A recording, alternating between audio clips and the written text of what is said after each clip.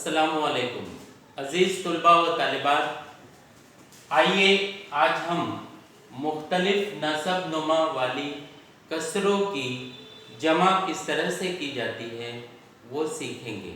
आपके सामने दो मिसालें रखी गई है। आइए हम उन मिसालों के ज़रिए मुख्तलिफ नसब नुमा वाली कसरों की जमा किस तरह से की जाती है सीखने की कोशिश करते हैं। 2/3 जमा 1/6।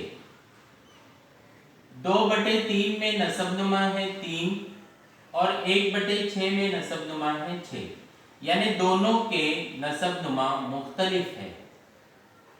जिन कसरों के नसबनुमा मुख्तलिफ होते हैं उनकी जमा करते वक्त हमें सबसे पहले तिरछा ज़र्ब करना होगा। हम इसको इस तरह से बटे में लिखेंगे पहले। अब पहली कसर के शुमार कुनिंदा से दूसरी कसर के नसबनुमा को ज़र्ब करेंगे, यानी 2 ज़र्ब 6 और नसबनुमा से नसबनुमा को यानी 3 ज़र्ब 6। इसी तरह से पहली कसर के नसबनुमा 3 ज़र्ब 1 और नसबनुमा से नसबनुमा यानी 3 ज़र्ब 6 बराबर 2 ज़र्ब 6 2 छक्के 12, 3 ज़र्ब 6 3 छक्के 18 जमा 3 एकी 3 और 3 छक्के 18। यहाँ गौर कीजिए, दोनों के नसबनुमा यहाँ हम नसब हो गए। जिन कसरों के नसबनुमा हम नसब होते हैं इससे पहले हमने सीखा है कि उनके सिर्फ शुमार कुनिंदा की जमा कर दी जाती है। यहाँ दोनों कसरों के नसबनुमा अब हम नसब हो गए, इसलिए सिर्फ शुमार कुनिंदा की जमा करेंगे। 12 जमा 3/18 बराबर 12 और 3 15, जवाब होगा 15/18।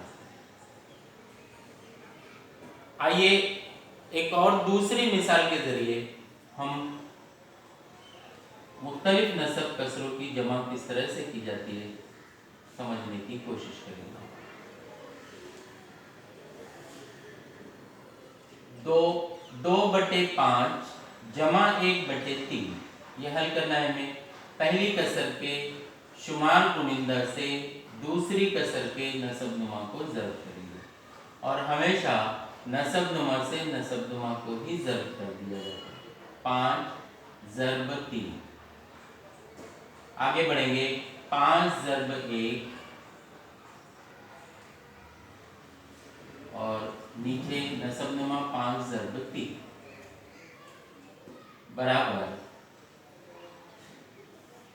2 तिये 6, 5 तिये 15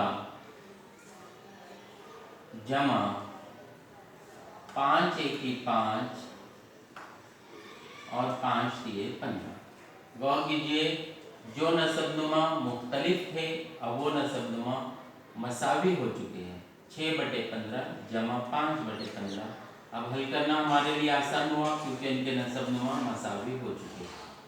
6 शुमार कुनिंदा की जमा करेंगे। 6 जमा 5/15 नसबनुमा को एक ही बार लिखेंगे बराबर 6 और 5 11, जवाब होगा 11/15।